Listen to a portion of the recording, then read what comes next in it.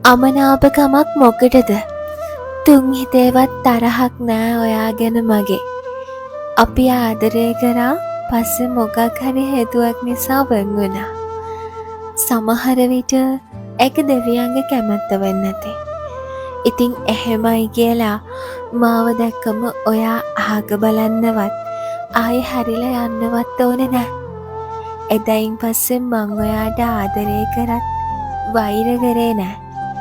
මොකද ඔයාගේ පැත්තෙන් ඔයත් හරි ඇති. අපි දැන් දැක්කල පුරුදු මිනිස්සු විතරයි.